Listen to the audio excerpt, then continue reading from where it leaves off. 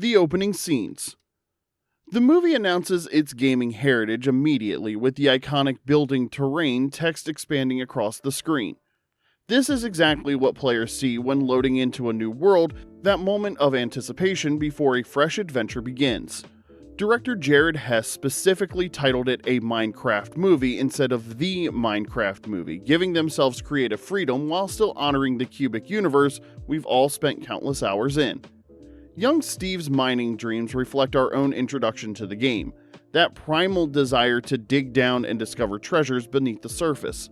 His statement about yearning for the mines captures that feeling we all had when first discovering the endless possibilities below the surface. Then there's Steve's first dirt house, a humble beginning that every player relates to. It's the universal "I have exactly 5 minutes before nightfall and need shelter now" panic build. The movie accurately shows this happening because the game is in survival mode, not creative mode, a detail that hardcore fans appreciated. Just like in the game, Minecraft days last about 20 minutes, giving new players barely enough time to gather resources before the monsters come out. The mysterious orb. The glowing cube that drives the plot represents a fascinating mashup of game elements. It's called the Orb of Dominance, which comes from Minecraft Dungeons, a dungeon crawler spin-off. However, in Dungeons, the orb is actually red, while the movie version is blue, deliberately resembling the beacon from the main Minecraft game. For those unfamiliar, a beacon in Minecraft is crafted from a nether star, obsidian, and glass, creating a powerful column of light, much like what we see during the final battle. By combining these two concepts, the filmmakers created a MacGuffin that feels authentic while serving the story perfectly. It's like the cinematic equivalent of a custom mod, familiar enough to recognize but tweaked to create something fresh. Imagine brewing a potion with unconventional ingredients and somehow ending up with something even more powerful than the recipe book suggested.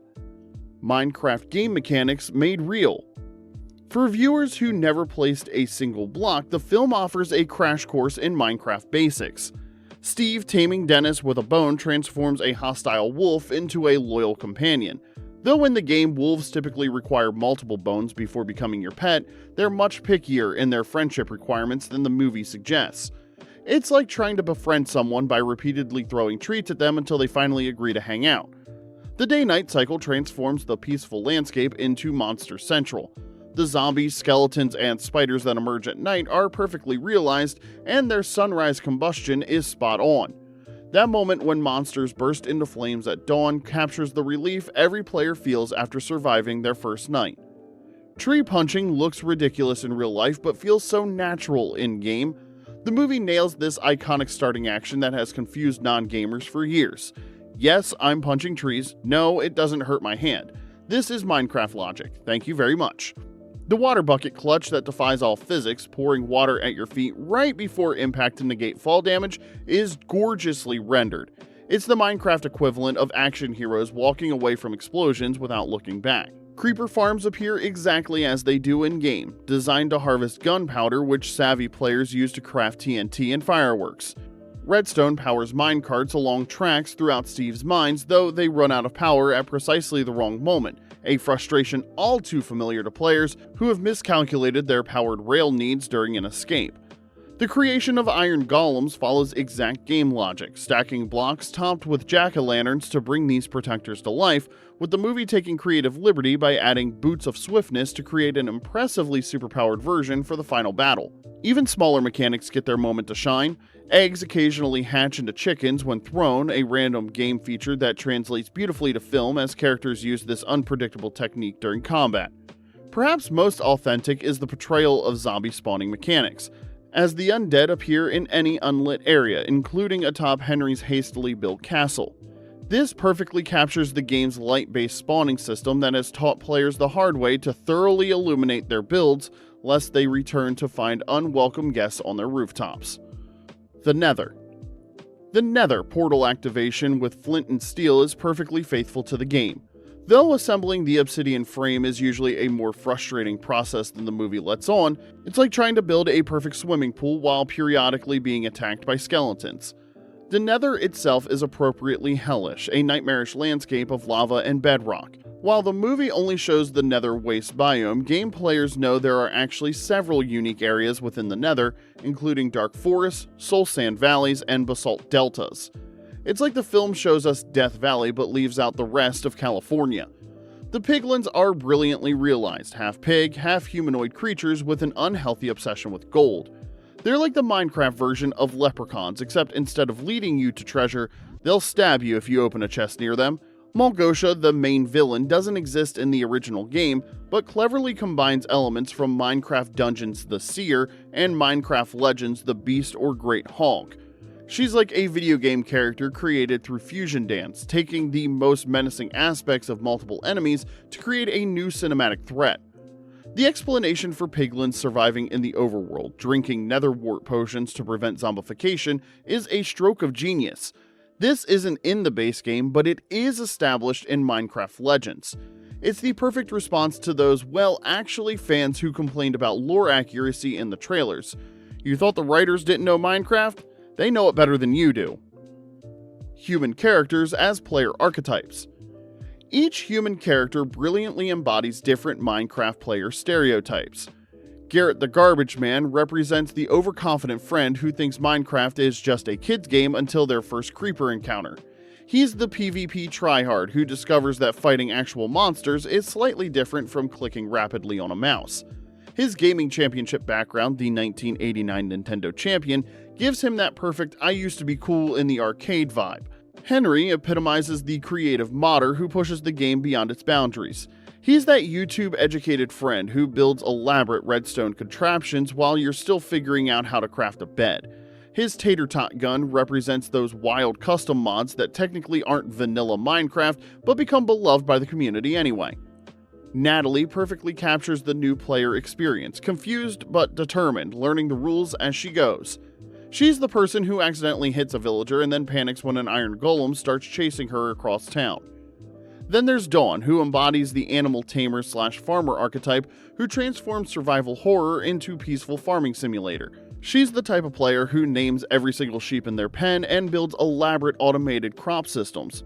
Her petting zoo side hustle is exactly the kind of real-world job a Minecraft animal specialist would have.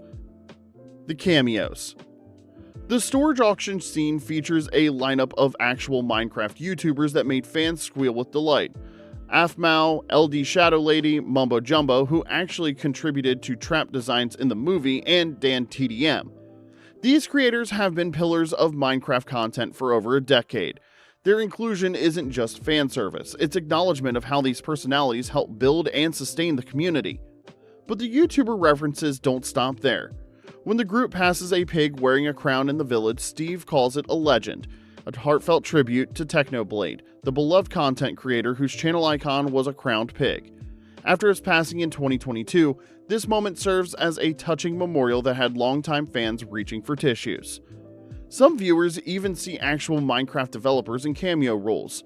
Jens Bergensten, Minecraft's lead designer and Mojang Studios CCO, appears as a waiter in the restaurant scene, while Torfi Franz Olafsson, Mojang's senior creative director, sits in Natalie's self-defense class. The Minecraft Village. The mid-port village sequences are packed with accurate details. Villagers with distinct professions, leather workers, farmers, fletchers.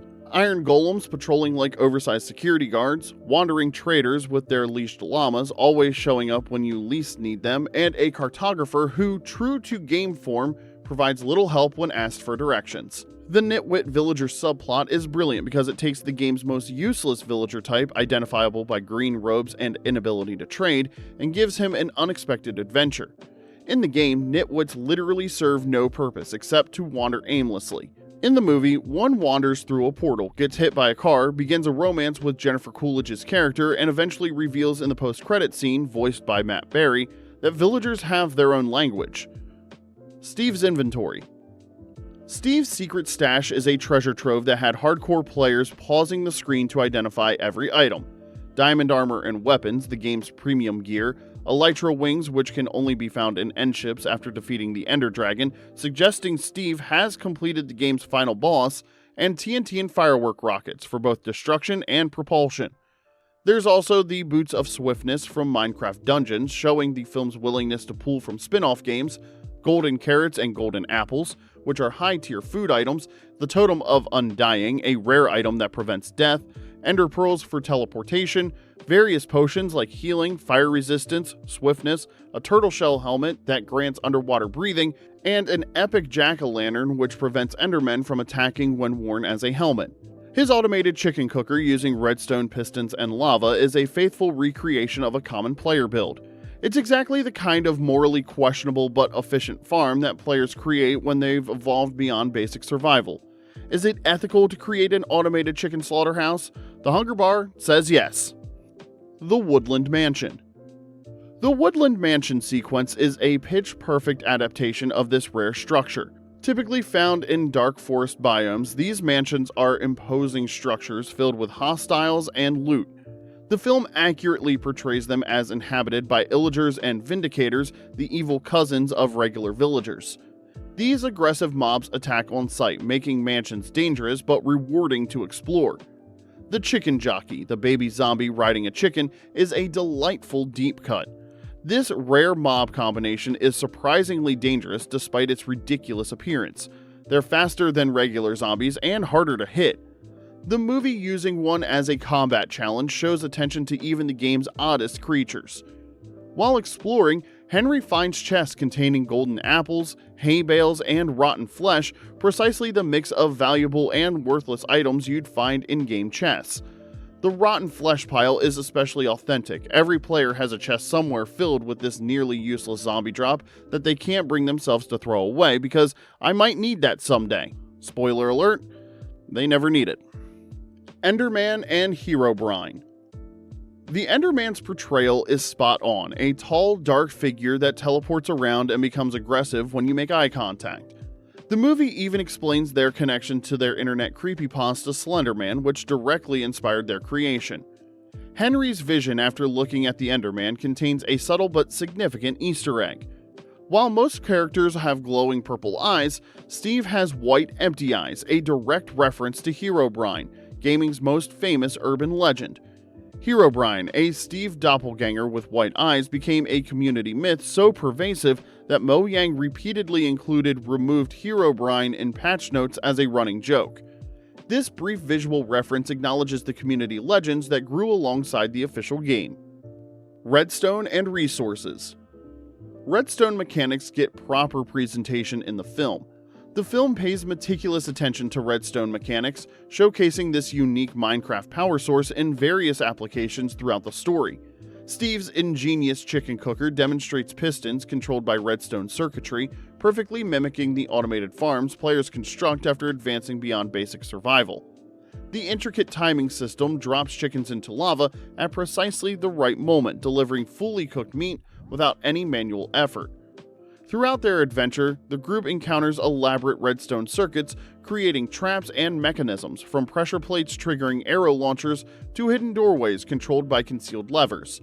These contraptions showcase how the film embraces not just Minecraft's aesthetic, but also the technical ingenuity that has become a hallmark of advanced gameplay. The film also accurately portrays resources like diamonds, the game's most valuable mineral, and netherwort, the fungus necessary for potion making. Even small details like emeralds being the currency for villager trading show the filmmaker's commitment to game accuracy.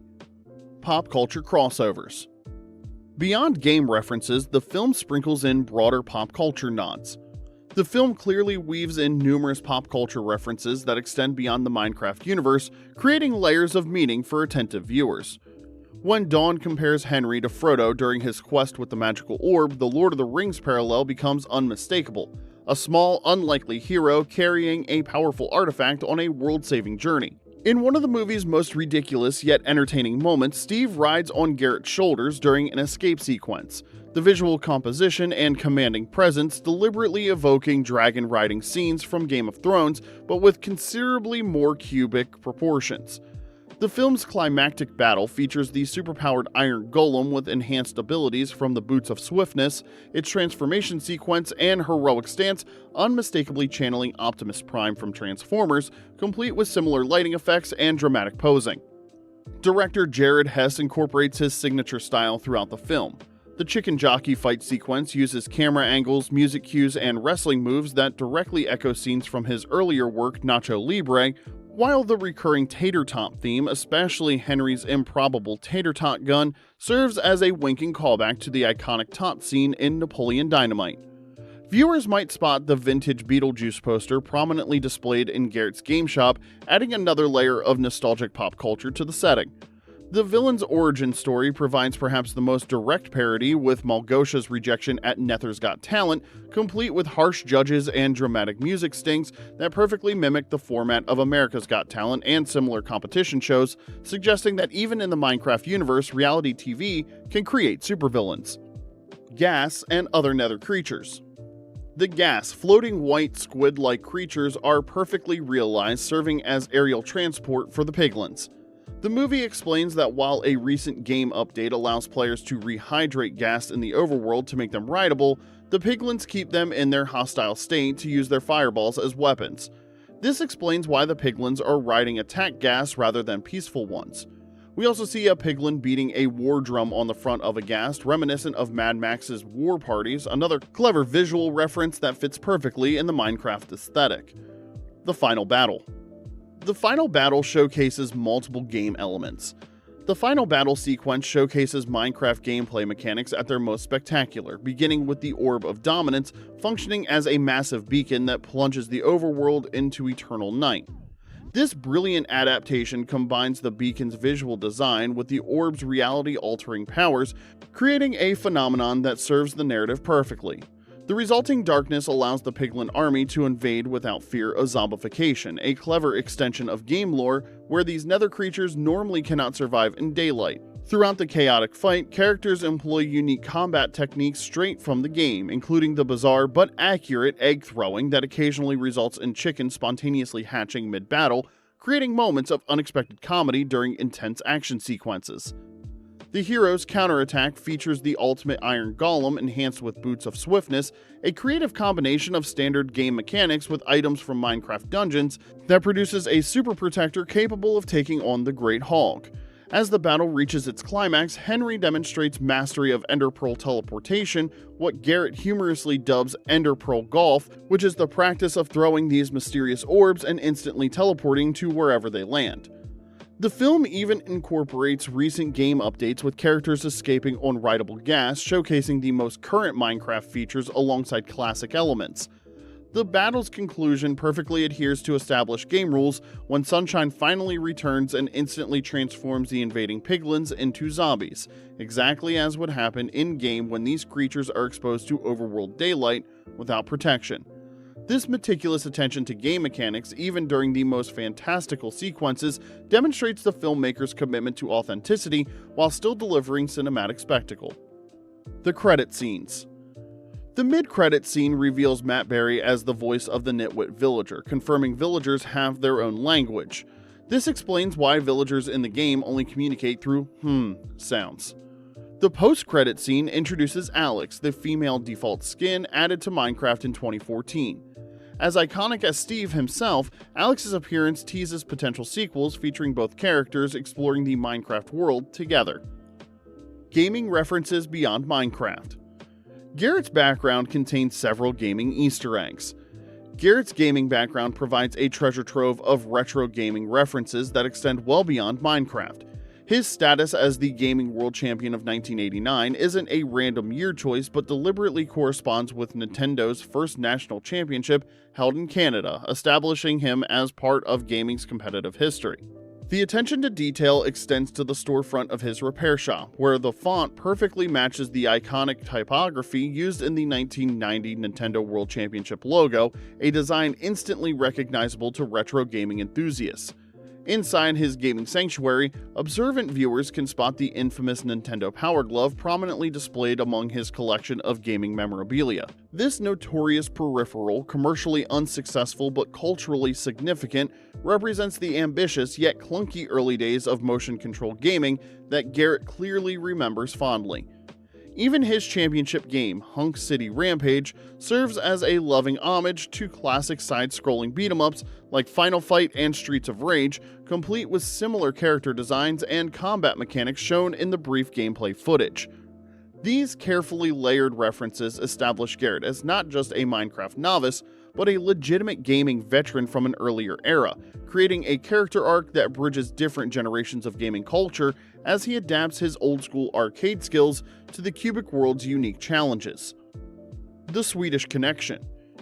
The restaurant scene includes a subtle joke when the waiter asks, "Are you finished?" and someone replies, "No, I think he's Swedish." This isn't just a random pun. It's a nod to Minecraft's Swedish origins, as the game was created by Swedish developer Marcus Notch Persson. Soundtrack references. The film incorporates the game's iconic music, including C418's compositions. During the Piglin dance-off, we hear Pigstep, the rare music disc exclusive to the Nether, showing attention to even the game's audio details. Block City and future builds. After returning to the real world, Garrett and Henry create Block City BattleBots, referencing both the mobile game Block City Wars and Minecraft YouTuber Rage Elixir's Block City series. This shows how the Minecraft experience continues to influence the characters even after leaving the game world. Minecraft evolution. The film reflects how Minecraft has evolved over time. Steve's initial confusion about crafting mirrors early game versions that had no recipe book. The diverse biomes that are shown reflect the game's continuous expansion. References to multiple game versions, Java, Bedrock, Dungeons, Legends, acknowledge Minecraft's growth into a franchise. The comedy. Throughout the film, there are moments that perfectly capture the game's inherent humor. The film delights in celebrating the quirky elements that make Minecraft uniquely charming to its player base. When the characters first encounter a bright pink sheep standing out against the landscape, it's not just a random color choice, but a faithful representation of one of the game's rare spawns. Pink sheep naturally appear with only a 0.164% chance in-game, making them a special find that veteran players immediately recognize. The villagers' communication limitations become a recurring source of humor throughout the story, with their incomprehensible sounds and head-tilting gestures perfectly capturing the frustration players feel when trying to decipher what trades these enigmatic NPCs might offer. Perhaps most hilariously, the movie fully embraces the absurdity of Minecraft physics without attempting to make them more realistic for cinema.